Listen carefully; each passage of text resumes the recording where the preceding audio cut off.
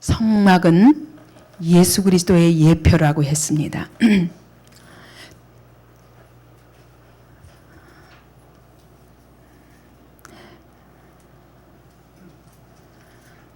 성막문에 들어서면 제일 먼저 번제단을 만나게 됩니다. 이것은 죄인들의 죄를 다 전가시켜서 제물이 죽임을 당하고 불태워지는 곳입니다.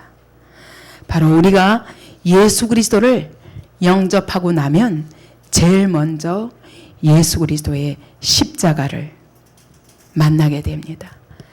그분이 십자가에서 우리를 대신하여 피 흘려 주셨기 때문에 오늘 우리의 죄가, 우리의 모든 죄가 2000년 전에 그분의 머리 위에 다 얹어져서 온 인류의 죄가 그분에게 뒤집혀져서 그분이 여기서 갈보리 언덕에서 비참한 죽음으로 우리의 죽음을 대신하셨습니다.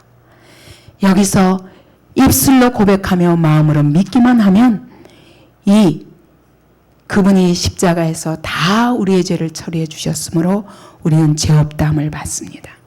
그러나 그것이 끝이 아닙니다. 그 다음에 물두멍을 만나게 됩니다. 이때 우리는 말씀으로 우리가 거룩하여집니다. 이제는 세상과 분리됩니다. 이제는 세상에 줬던 모든 원리들을 끊고 하나님의 말씀을 따르기로 결단합니다. 그러한 사람들이 바로 이 성소로 들어간다고 했습니다. 이 성소에 들어가면 세 가지가 있습니다. 떡상이 있고, 그 다음에 등대가 있고, 그리고 여기 분향단이 있습니다. 지난번에 우리 했죠. 떡상은 뭐라고요? 생명의 떡이신 예수 그리스도. 그러므로 그분은 다시 말하면 생명의 떡이라는 건 그분이 십자가에서 피 흘려 죽으시고 그분이 피 흘리시고 살 찢으심으로 그 살을 우리가 먹고 우리에게 생명이 되었다는 것입니다. 그러므로 이것은 그분의 죽으심과 그분이 죽으신 것으로 끝난 게 아니라 부활을 의미합니다. 그분이 죽으셔서 우리의 죄를 대신하여 죽으심으로 모든 죄를 해결하시고 이제 부활하심으로 그 생명이 우리의 생명이 된 것입니다. 그분의 십자가에서 찢으신 그 살을 우리가 먹음으로 그분과 내가 하나 되어 그분의 부활이 나의 부활이 되는 것입니다. 등대는 뭐라고요? 등대는 뭐라고요? 빛이신 예수 그리스도입니다. 다시 말하면 죽으시고 부활하신 그분이 오늘 우리 안에 어떻게? 성령으로 들어오셨습니다. 우리 안에는 빛이 없습니다. 우리는 어둠입니다. 그러나 그분이 우리 안에 들어오심으로 우리 안에도 빛이 비치게 되었습니다. 그분이 어떻게 들어오셨냐? 죽으시고 부활하신 그분이 어떻게 들어오시냐? 그분은 오늘 하나님 우편에 승천하셨는데 어떻게 들어오시냐? 성령으로 우리 안에 들어오신 것입니다. 이러므로 이것은 그분의 내주를 의미합니다. 내주하심, 내 안에 들어오신 것입니다. 오늘 이 향단은 무엇을 의미하나? 향단은 뭡니까? 예? 여기서 뭐 합니까? 기도하는 것입니다. 중보기도 하시는 우리 주님. 그리스도로 말하면 이 세 가지로 말할 수 있습니다. 중보기도 하시는 우리 주님. 그분은 어디 계십니까? 어디서 중보기도 하십니까? 예? 하나님 보좌 우편에 바로 승천하신 주님을 의미합니다. 그러므로 여러분 여기 성소 안에 들어가면 그분의 죽으심과 부활 그리고 승천하사 오늘 우리 안에 성령으로 내주하시고 그리고 또 그 하나님 보좌 우편에서 우리를 위하여 끊임없이 기도하시는 주님. 이것이 바로 성소 안에서 이루어지는 교제입니다. 이 성소는 어디라고요? 첫째는 성소가 어디입니까? 첫째는 무엇을 상징합니다? 지금 얘기한 것처럼 누구? 예수 그리스도를 상징합니다. 두 번째는 그 예수 그리스도를 모신 그리스도인들을 의미합니다. 세 번째는 또 무엇을 의미합니까? 바로 이 그리스도인들이 모인 교회를 의미합니다. 여러분, 그러므로 주님으로 보면 죽으시고 우리의 죄를 대신하여 죽으시고 살 찢기신 그 살을 가지고 그 고난의 잔을 마시면서 그분이 자기의 몸을 다 찢으시고 자기의 피를 다 쏟으시고 우리에게 주심으로 우리가 부활 생명을 얻게 된 생명의 떡이라는 것입니다. 예수 그리스도는 우리를 대신하여 죽으시고 부활하심으로 오늘 우리에게 부활 생명을 주시는 영원하신 생명의 떡이십니다. 그분은 또 어떤 분입니까? 우리 안에 성령으로 내주하셔서 우리와 함께 하시며 우리 안에서 그 빛을 드러내시고 그 영광을 드러내시는 분이라는 뜻입니다. 그리고 그분은 오늘도 하나님 우편에서 끊임없이 우리를 위하여 기도하고 계십니다. 여러분, 때로 그런 때 없습니까? 기도할 힘조차 없을 때. 기도해야 되는데, 지금 상황은 기도해야 되는데 기도조차 할 수 없는 그런 시간 없습니까? 있잖아요. 그런데도 우리가 떨어질 수 없는 이유는, 아주 버려질 수 없는 이유는 그분이 오늘 하나님 우편에서 계속 기도하고 계시기 때문입니다. 그래서 로마서 6장을 한번 보십시다. 뭐라고 말씀하시는가? 우리 주님이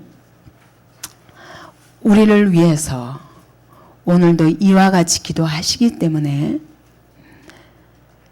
로마서 8장 26절을 보겠습니다. 이와 같이 성령도 우리 연약함을 도우시나니 우리가 마땅히 빌 바를 알지 못하나 오직 성령이 말할 수 없는 탄식으로 우리를 위하여 친히 간구하시느니라. 마음을 감찰하시는 이가 성령의 생각을 아시나니 이는 성령의 하나님의 뜻대로 성도를 위하여 간구하심이니라. 우리가 알거니와 하나님을 사랑하는 자 곧 그 뜻대로 부르심을 입은 자들에게는 모든 것이 합력하여 선을 이루느니라. 이게 무슨 말입니까?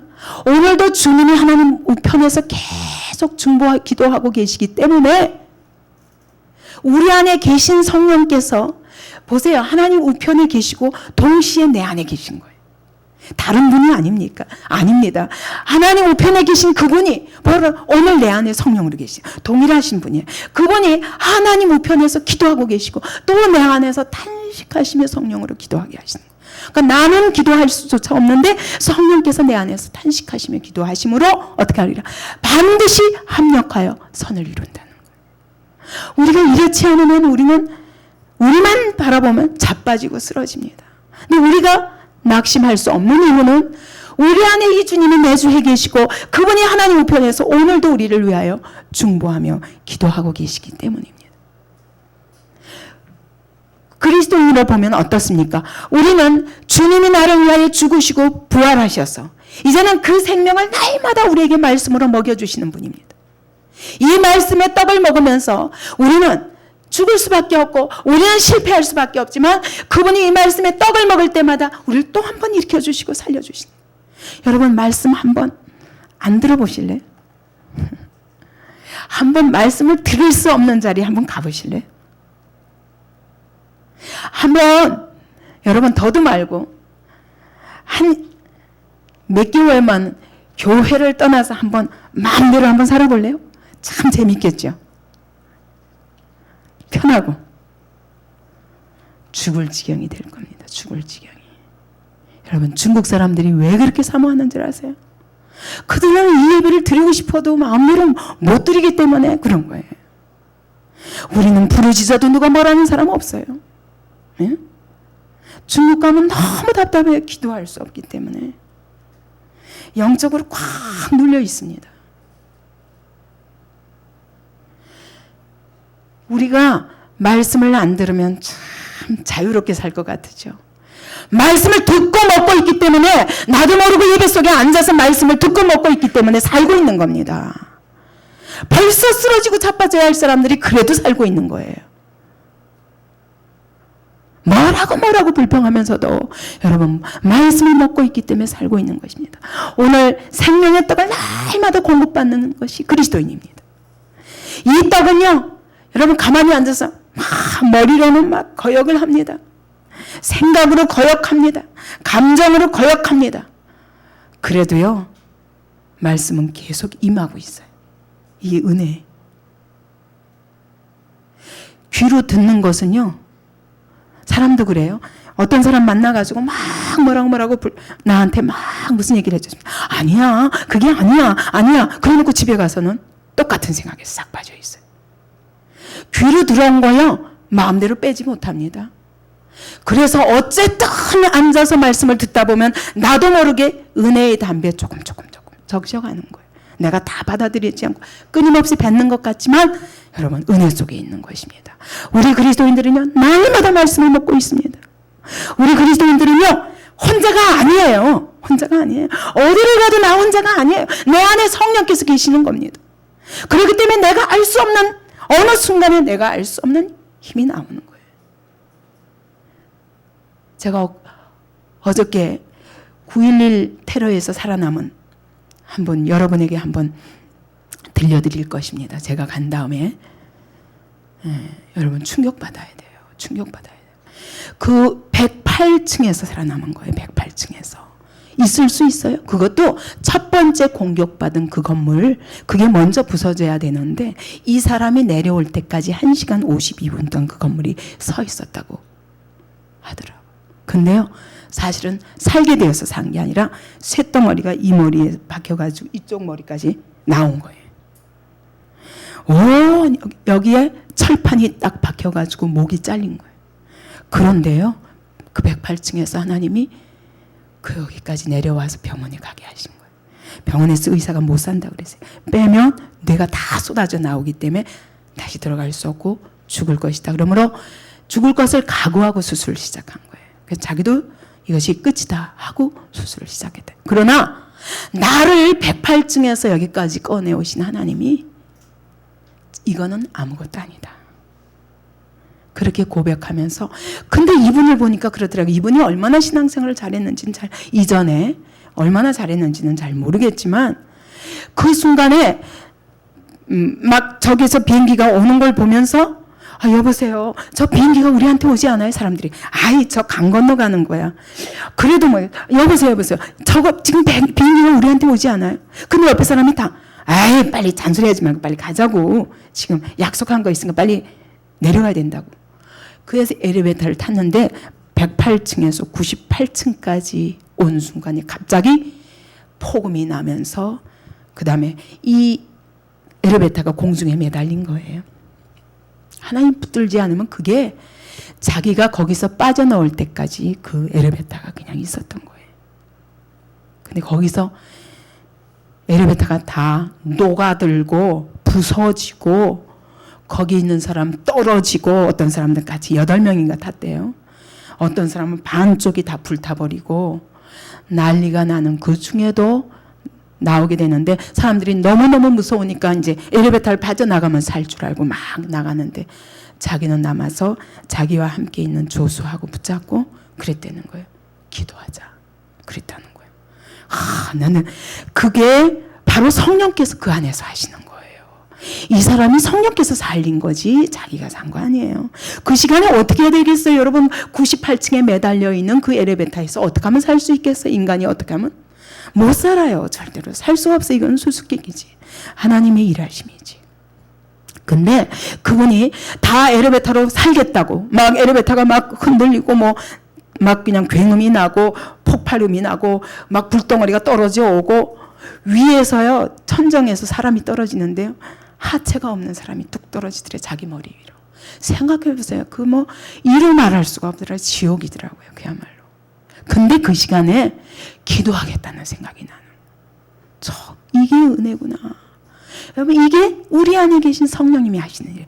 위급한 순간에 부르게 하시는 거예요. 지금 빨리 도망가야지, 어떻게 하면 여기서 사냐, 이걸 생각해야 되는데 기도할 생각에, 이게 하나님이 하시는 겁니다. 그래서 그 시간에 기도한 것처럼 하나님이 그를 붙드시고, 그렇게 팽팽 날아가지고 모든 철판이 여기 와서 잘리고 머리가 완전히 꿰뚫어졌는데도 거기서 아래층까지 내려왔다는 거예요. 사람들이 아우성하느라고 서로 밟고 난리를 하는 중에도 어떤 사람이 막 죽어가는 걸 보고 딴 사람들 막 밟고 막 살겠다고 내려가는데, 이 사람은요, 박혀서 거기서 나오지 못하고 죽어가고 있는 사람 흑인을, 내가 당신을 도와줄 테니까 나와라. 그래가지고 끄집어내려고 그러는데 그 흑인이요 너무 고통스러우니까 거기서 나 같은 죄인을 불렀다는 거예요. 낮은 목소리로 나 같은 죄인을 부르 너무 고통스러운데 나 같은 죄인을 부르니까 우왕좌왕하던 사람들이 그때 정신을 차리면서 다 같이 나 같은 죄인을 불렀다는 거예요. 정말 여러분도 들으면 굉장한 경고가 거기 있을 겁니다.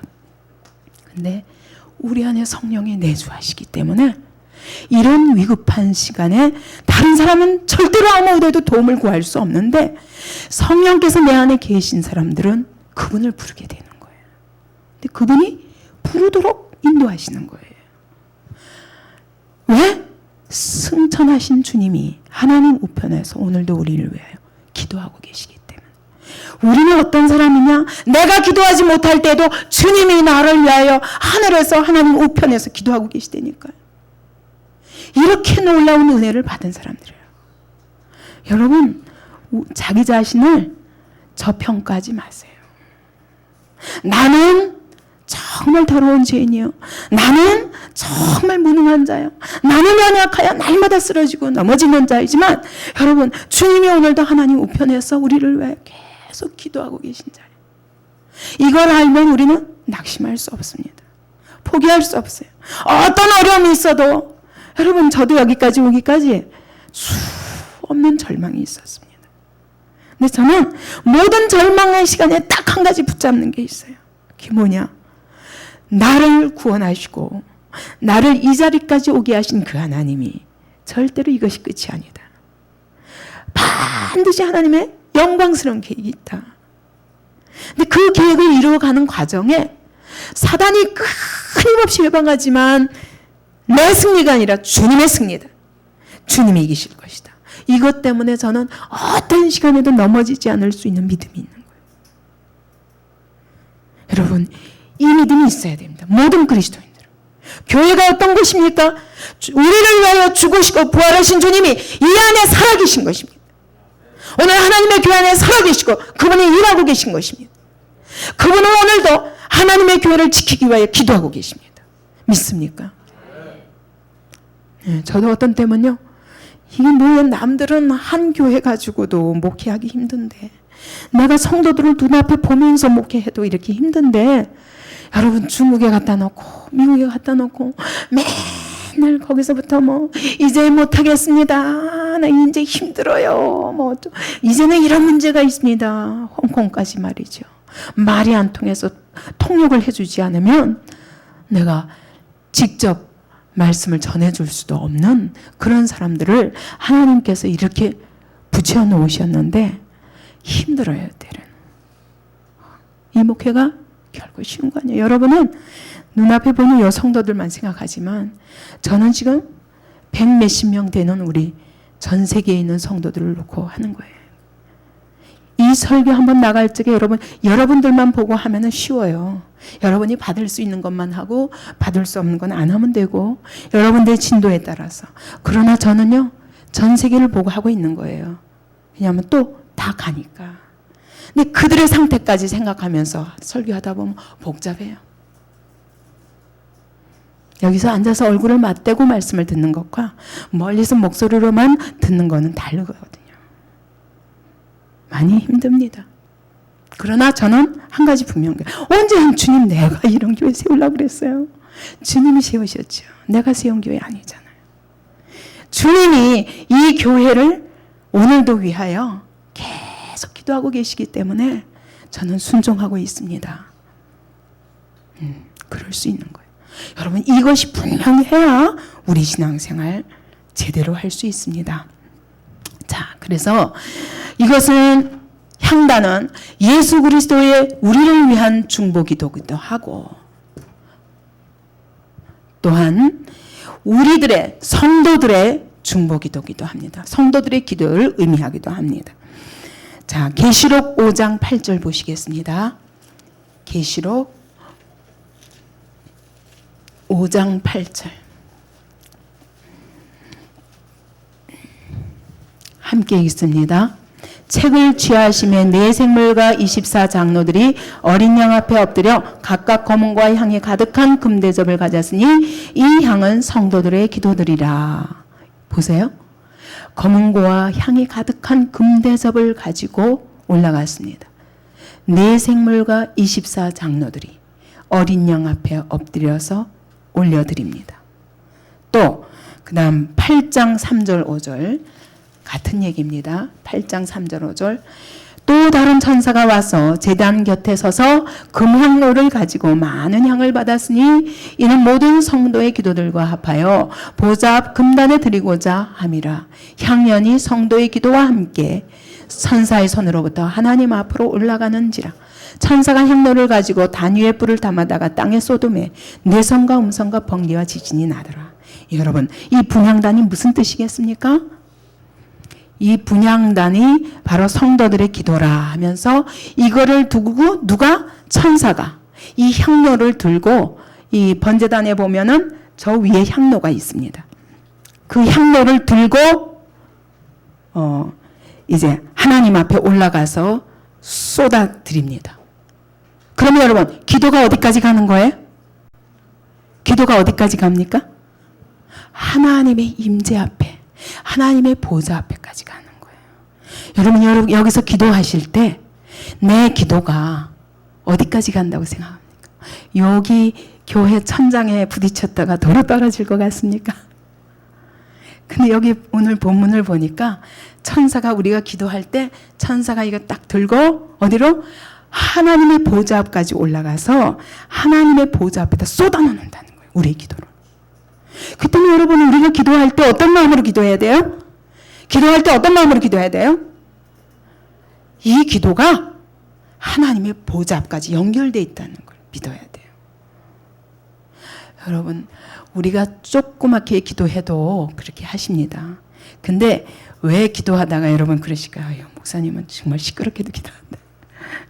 또 우리 성도들 중에서도 막 소리 지르고 저렇게 시끄럽게 기도하나 이럴 수 있지만 여러분 그때 우리의 기도가 쫙 하늘로 올라가는 것 같은 느낌을 가지고 기도하다 보면 소리가 높아져요. 그렇게 믿고 기도하십니까? 기도가 하나님 앞에 상달되면 어떻게 돼요? 끝난 거예요. 응답이 끝난 거예요. 그죠? 절대로 여기 가다가 멈추는 법이 없어요. 그래서 이 분향단은 바로 십자가에 지나서 물두멍을 지나서 완전히 세상과 분리된 제사장들이 들어가는 그곳에는 바로 날마다 생명의 떡을 먹으며 성령의 임재 앞에서 기도하는 그런 축복이 있습니다. 이것이 또한 교회의 축복인 거예요. 교회 안에는 날마다 말씀의 떡을 먹고 성령이 우리 가운데 임재하시며 그래서 기도가 이루어진 그런 곳이에요. 그 때문에 교회가 여러분 사람들의 모임이라고 생각하면 안 됩니다. 여기서 하는 기도가 더군다나 합심해서 기도할 때 두세 사람이 내 이름으로 모인 곳에 나도 그들 중에 있으리라. 너희가 합심하여 무엇이든지 구하면 내가 이루리라 말씀하시잖아요. 그죠? 대단한 권세인 것입니다. 그래서 이 성도들의 기도가 이와 같이 하나님의 보좌 앞에 상달되는데 어떻게 하면은 그렇게 될 수 있는가? 어떻게 하면 우리의 기도가 그럼 다 모든 기도가 그런 게 아니거든요. 그래서 이 금향단에 생긴 모든 모양 속에 그런 의미가 담겨 있습니다. 그래서 첫째로 금향단은 성막에 들어가서 단이 두 개가 있죠. 단이 두 개가 있습니다. 하나는 번제단, 또 하나는 향단입니다. 이거는 크기가 좀 크고 요거는 조금 작을 뿐이지만 근데 거의 생긴 모양은 비슷합니다. 어떤 면에서 그러냐? 자, 이 번제단은 일단 무엇으로 되어 있어요? 나무에다 조각목에다 뭘로 쌌습니까? 노수로 쌌습니다.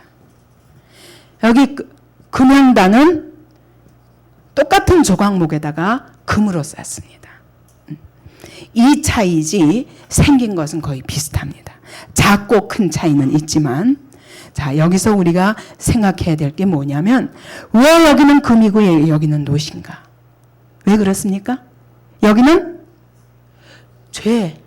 죄인이 죄를 고백하고 여기서 완전히 심판을 받는 곳입니다. 그죠? 그래서 여기서는 노십니다. 이것은 심판을 의미하기 때문에. 근데 여기서는 똑같은 단위지만 생긴 것도 똑같아요. 뿔도 달리고, 그죠? 근데 똑같지만 금으로 쌌습니다. 왜냐하면 여기는 어떤 사람들이 들어가는 것이에요. 완전히 죄의 문제가 해결되고 세상과의 분리가 이루어진 제사장들이 들어가는 것입니다. 이곳에는 누구든지 여기는 직접 들어갈 수 없어요. 그죠? 처음부터 금양단에 들어갈 수 없습니다. 누구든지 번제단을, 노제단을 거치지 않고는 들어갈 수 없습니다. 그것은 무슨 말이냐? 여러분, 주님이 우리를 위하여 중보기도 해주신다 그랬는데 아무나 중보기도 해주시는 거 아니에요? 어떤 사람이요? 어떤 사람? 번제단을 거친 사람이라야 된다는 거예요. 번제단 거친 사람이 아니면 이 안에서 주님이 우리를 위하여 중보기도 해주시지 않습니다. 번제단 거치지 않은 사람은 주님의 말씀이 나에게 생명으로 임하지도 않습니다. 주님 앞에서 완전히 번제단 위에서 나의 모든 죄가 해결되고 회개가 끝난 사람이 아니면 성령 받을 수 없습니다.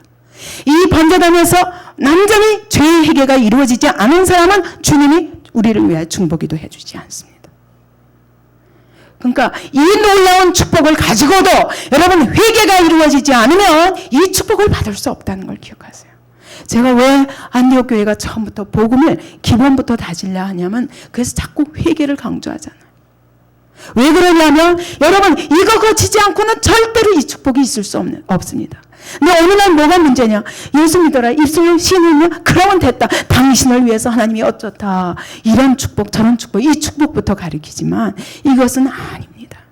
순서가 있는데 바깥들에서 완전히 노제단 위에서 십자가 보혈로 완전히 속죄함 받은 자가 아니면 그 속죄함 받는 십자가를 통과하지 않고는 물두멍을 통과하지 않고는 이 향단에 들어갈 수 없습니다. 그래서 거듭난 사람만 주님이 위하여 기도하십니다. 요한복음 17장 9절 한번 보시겠습니까? 요한복음 17장 9절입니다. 함께 읽습니다. 내가 저희를 위하여 비옵나니 내가 비옵는 것은 세상을 위함이 아니요 내게 주신 자들을 위함이니이다. 저희는 아버지의 것이로소이다. 내가 비는 것은 예수께서 기도하시는 것은 세상을 위한 것이 아니라 아버지께서 내게 주신 자들을 위한 것입니다. 이 사람들이 누굽니까? 거듭난 자들을 말하는 것입니다. 제자된 자들을 말하는 것입니다. 여기 제사장들을 말하는 것입니다. 여러분, 그렇기 때문에 우리가 자, 내가 십자가의 보혈을 믿습니다. 그러므로 나는 신앙생활 끝났다. 난 천국 티켓을 얻었으니까.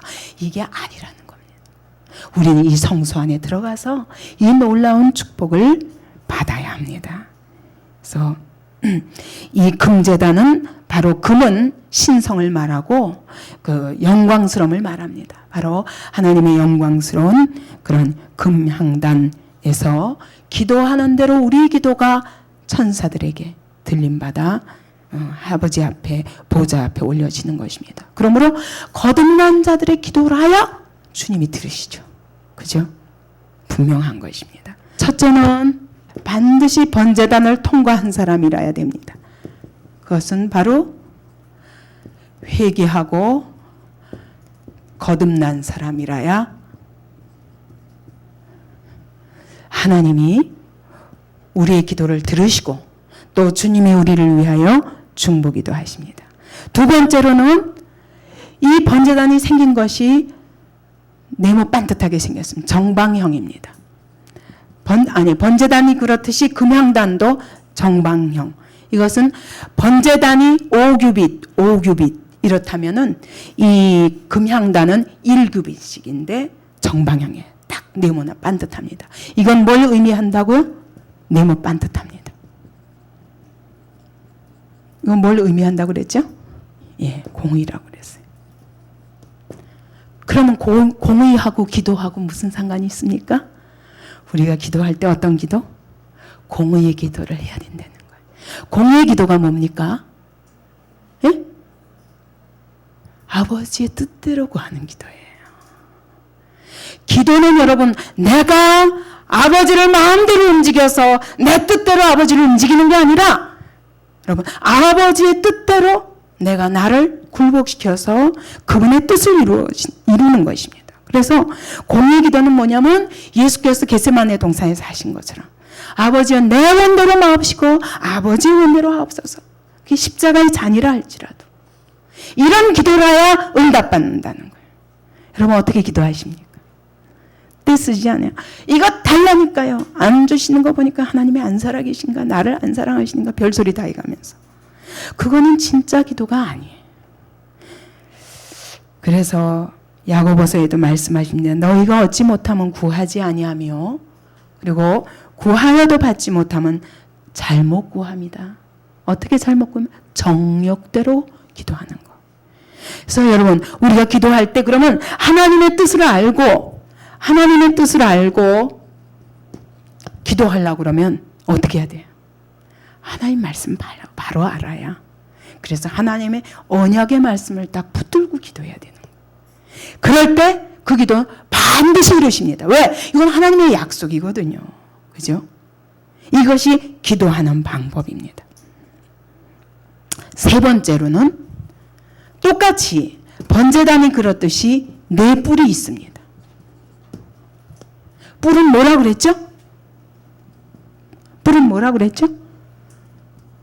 지난번에 한 것도 잊어버리셨나요? 권세와 능력이라고 그랬어요. 그러면 지난번에는 번제단의 뿔의 권세는 어떤 권세였죠? 예? 죄사함 받는 권세. 그래서 누구든지 그 뿔을 딱 아도니아가 잡으니까 솔로몬이 죽일 수가 없었어요. 이 단의 뿔을, 번제단의 뿔을 딱 잡으면 아무도 죽일 수 없어. 아무리 죄인이라도. 왜? 이미 이 번제단에서 우리의 죄를 위하여 십자가로 예수께서 다 지셨기 때문에 이 뿔을 딱 잡으면 아무도 죽일 수가 없어요. 살인자라도. 그죠? 그러면 금양단의 뿔은 무엇을 의미할까요? 예? 어떤 능력일까요? 어떤 권세입니까? 예? 기도의 권세. 큰 소리로 말하세요.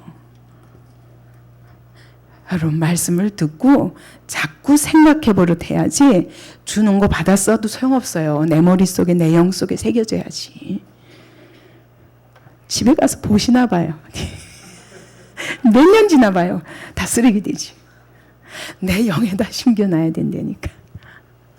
이 권세는 금양단의 뿔은 뭘 의미하냐면 기도의 권세인 거예요.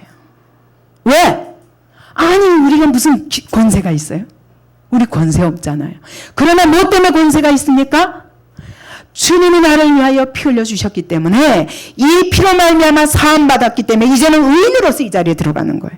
그렇기 때문에 주님이 또 더군다나 우리의 기도를 다 흠양하신다는 약속이 있고 뿐만 아니라 우리를 위하여 하늘에서 하나님 보좌 우편에서 중보기도 하시는 주님이 있으시기 때문에 여기서 기도하는 것마다 다 들어주신다는 응답이 있어요. 너희가 내 안에 거하고 내 말이 내 안에 거면 무엇이든지 원하는 대로 구하라. 그러면 다 이루리라. 이 약속이 있는 거예요. 그렇기 때문에 이 안에 들어간 제사장으로서 이 안에 들어간 사람은요 하나님이 기도하는 대로 다 응답하십니다. 믿습니까? 예. 그렇기 때문에 여러분 우리가 십자가 여기서 발목에 찰싹거리는 은혜에 멈추지 말고 물두멍 지나서 세상과 완전히 분리되고 제사장으로서 정말 하나님을 섬기고 하나님의 교회를 섬기고 제사장으로서 나의 죄는 다 해결했을 뿐만 아니라 오히려 다른 사람의 죄를 들고 들어가는 사람, 이런 사람의 기도에 대해서 하나님이 그대로 구하는 대로 다 주시는 거예요. 이게 그리스도인의 권세예요. 이런 권세 받고 싶지 않습니까? 응?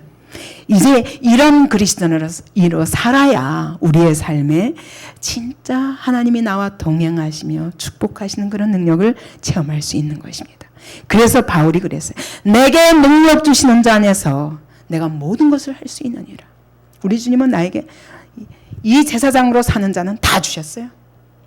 날마다 생명의 떡을 먹이시며 내 안에 성령으로 내주하사 역사하시며 바울의 손수건만 지나가도 병든 자들이 나았으며 바울이 기도하는 대로 그대로 일하시니까 오죽하면 신들이 사람의 형상으로 내려왔다 이렇게 말할 정도로 이것이 그리스도인이 가진 권세인 것입니다. 그래서 여호수아는 해야 기브온 골짜기 위에 머무르라. 달아 아야론 골짜기에 머무르라. 그 자리에 섰잖아. 이런 권세가 모든 그리스도인에게 있단 말이에요. 모세가 기도하니까 홍해가 그냥 갈라졌습니다. 반석에서 물이 났습니다. 이것이 하나님이 그리스도인들에게 주신 권세입니다. 베드로와 요한이 나사렛 예수 이름으로 일어나 걸으라 하니까 나면서 안진병이 된 자가 일어났습니다. 이것이 그리스도인의 권세. 그래서 분향단의 넷불은 우리에게 주신 기도의 권세를 말합니다. 무엇보다 기도하되 중보기도. 중보기도. 이거는 여러분 그리스도인이 가진 것 중에 최고의 권세예요. 이건 특권입니다. 특권. 모세도 바로 중보기도자였습니다. 이스라엘 백성이 다 심판받을 수밖에 없을 때에 불뱀에 물려서 다 죽게 되었을 때 모세가 손을 들어 기도하니까 하나님이 딱 노뱀을 달아 들라. 쳐다보면 살리라. 살 길을 주시는 거예요. 미리암이 모세한테 원망하고 불평하다가 어떻게 했어요? 그냥 문둥병에 걸려서 죽게 되었을 때 모세가 딱 기도하니까 하나님이 낫게 하셨습니다.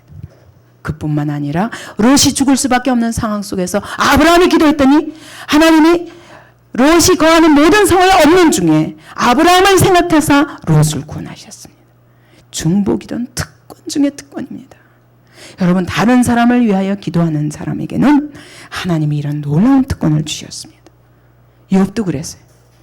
욥이 자기가 너무 고통 중에 있을 때 새 친구들이 와가지고 야 네가 죄가 있으니까 그렇지 하나님은 어떤 분인데 네가 회개하지 않으니까 이렇게 계속 재앙이 내린다 이랬습니다. 하나님께서 뭐라고 그랬어요? 나중에 욥은 계속 괴로워서 친구들 말에 괴로워서 막 몸부림을 치다가 하나님이 나타나셨을 적에는 뭐라고 그러셨어요? 너희들이 욥의 친구들에게 말씀하셨습니다. 너희들이 하는 말은 욥의 말과 같이 정당하지 못하다. 그러므로 너희가 모든 재물을 들고 가서 욥에게 가서 기도를 구하라. 욥이 기도한 즉 내가 들으리라. 특권이에요. 하나님이 아무 기도나 들으시는 거 아니에요. 하나님이 이와 같이 확실하게 십자가를 믿고 세상과 분리되어 제사장으로 들어간 사람의 기도를 들으시는 거예요. 여러분 오늘 뭐가 답답합니까? 예? 내가 아무리 기도해도 응답이 없습니까? 그러면 아직 내가 어떤 자리에 있는가 다시 보시기 바랍니다. 아직 제사장으로서의 삶이 시작되지 않은 것입니다. 그리고 여기에 향단의 이 불과 향은 절대로 끊어지면 안 됩니다.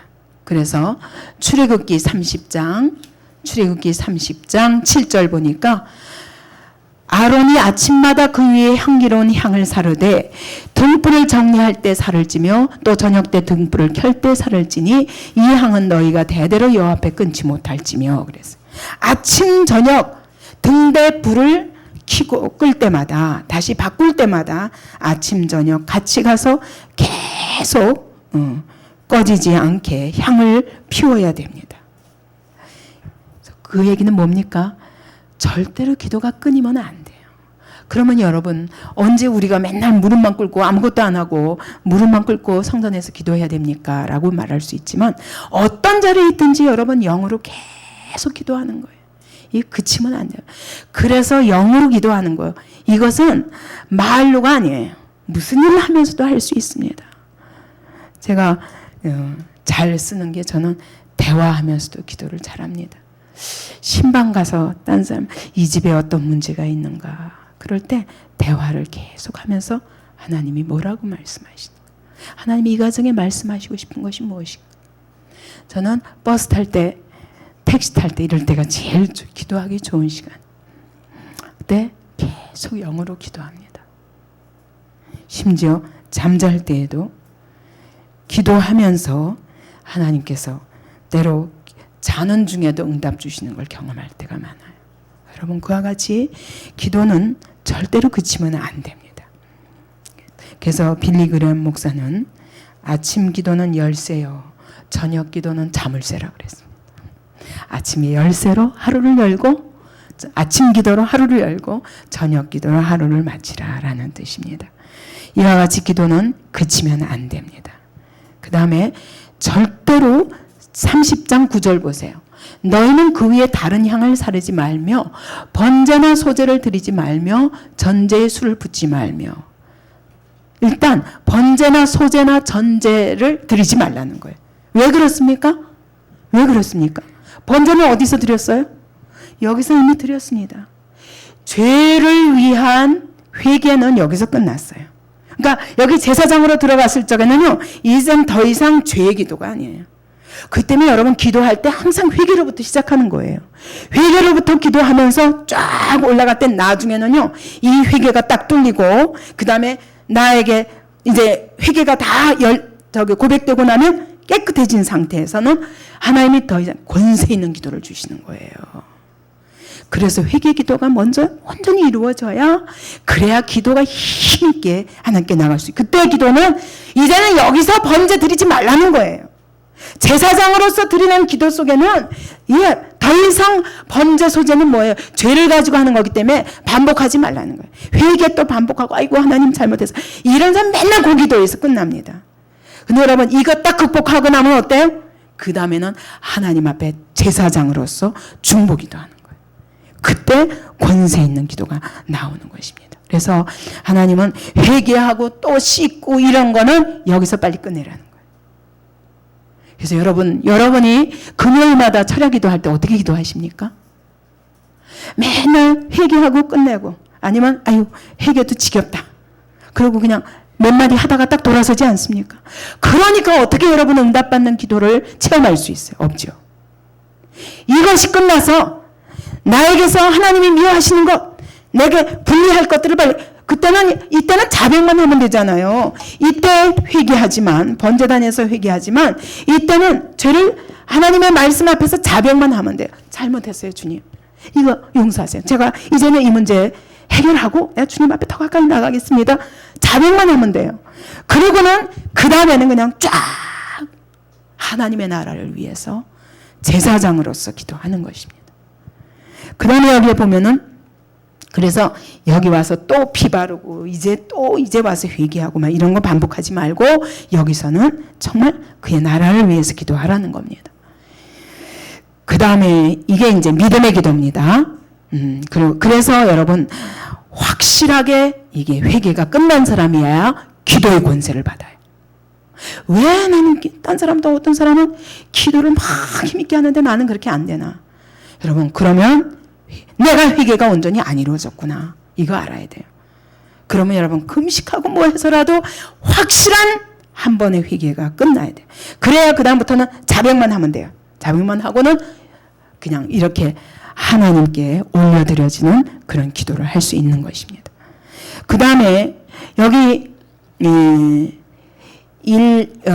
여기 보면 다른 향을 사르지 말라고 그랬거든요. 하나님이 정하신 향이 있습니다. 하나님이 정하신 향이 무엇이냐 하면 34절부터 38절까지 보세요. 30장. 여호와께서 모세에게 이르시되 너는 소합향과 나감향과 풍자향의 향품을 취하고 그 향품을 유향에 섞되 각기 동일한 중수로 하고 그것으로 향을 만들되 향 만드는 법대로 만들고 그것에 소금을 쳐서 성결하게 하고 그 향 얼마를 곱게 찌어 내가 너와 만난 날 회막 안 증거계 앞에 두라. 이 향은 너에게 지극히 거룩하니라. 내가 만들 향은 여호와를 위하여 거룩한 것이니 그 방법대로 너희를 위하여 만들지 말라. 무릇 맡으려고 이 같은 것을 만드는 자는 그 백성 중에서 끊쳐지리라. 이게 무슨 말입니까? 이 향은 하나님이 특별한 특별하게 만드신 향입니다. 이렇게 만들라고 방법을 가르쳐 주셨습니다. 근데 이 소합향이란 게 뭐냐면 향나무에서 이렇게 저절로 뚝뚝 진같이 떨어지는 데서 나오는 향이랍니다. 그래서 어떤 사람이 이것을 예수 그리스도의 보혈의 십자가에서 흘린 피, 그로 말미암아 우리에게 구원의 향기가 하나님 앞에 올려드려졌다라는 의미라고 말합니다. 나감향은 뭐냐면 조개 껍질을 아주 가루같이 빻아가지고 만든 향입니다. 그래서 이것을 가리켜서는 정말 예수께서 겟세마네 동산에서 피땀을 흘리듯이 자기를 쥐어짜듯이 그렇게 자기를 쥐어짜신 주님의 죽으심을 이야기하는 것이다. 그렇게 말합니다. 또 풍자향은 고무나무에서 나오는 이런 해독제가 되는 그런 향입니다. 네, 이것은 바로 예수께서 그렇게 십자가에서 완전히 피 흘려 죽으심으로 인간의 모든 더러운 죄의 독들을 다 해결하신 해독제가 되셨다. 그래서 이것은 곧 부활을 의미한다고 또 말합니다. 그 다음에 유향을 또 섞습니다. 이것은 시체의 악취를 제거하는데 바른 향입니다. 아기 예수께 드린 향이 선물이었죠. 이와 같이 네 가지 특별한 자료들을 섞어가지고 나름대로 하나님이 의미하는 것이 있는 거예요. 이걸 섞어서 이 냄새가 향기로워야 되고 여기다가 또 소금을 치라 그래요. 소금이 뭡니까? 소금이 뭡니까? 소금을 성경에서는 언약에 비유합니다. 그래서 기도할 때는 뭐 해야 되냐? 언약을 붙들고 기도하라는 겁니다. 아까 또 빠졌죠? 끊이지 않고 기도하라는 거예요.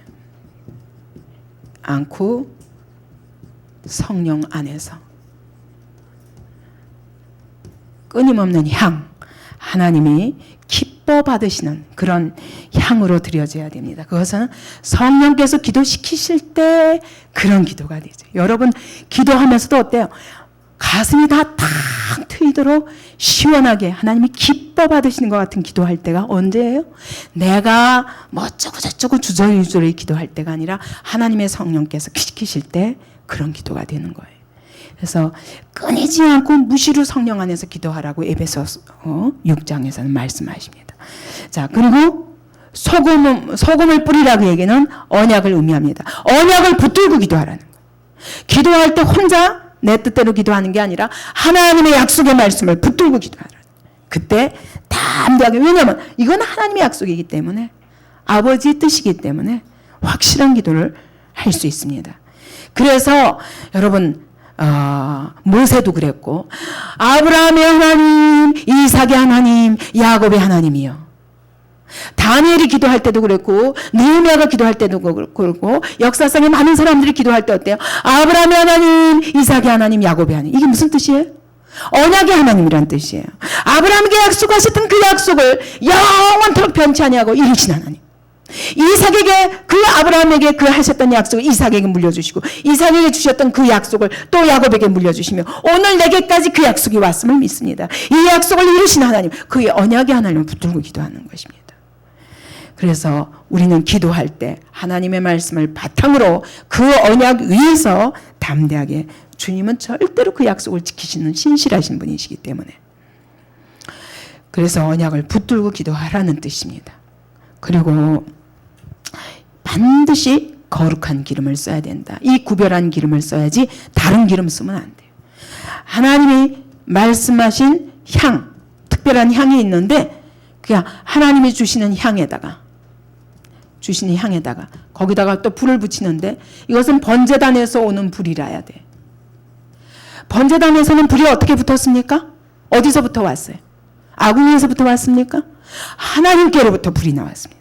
그러니까 하나님의 불로, 하나님이 지정하신 향으로, 그 향을 성령이라고 한다면 하나님이 주시는 불 이외에는 안 돼요.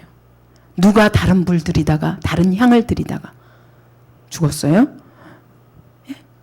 나답과 아비후가 다른 불, 다른 향을 들이다가, 그게 바로 나답과 아비후가 죽은 것이 어디냐면, 다른 불을 들인 것이 어디냐면 이 분향단 앞이에요.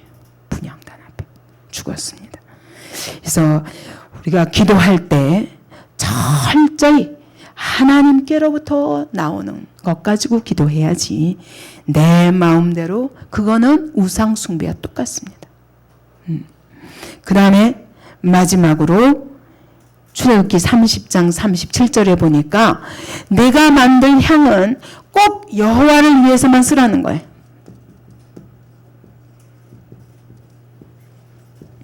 너 자신을 위해서는 절대로 쓰지 말라는 거예요. 이 향을. 그게 무슨 말이에요? 이기적인 방법으로 자기 자신을 위해서 하지 말고 하나님 그분을 위하여 먼저 그의 나라와 그의 의를 구하라. 그리하면 이 모든 것을 더하시리라.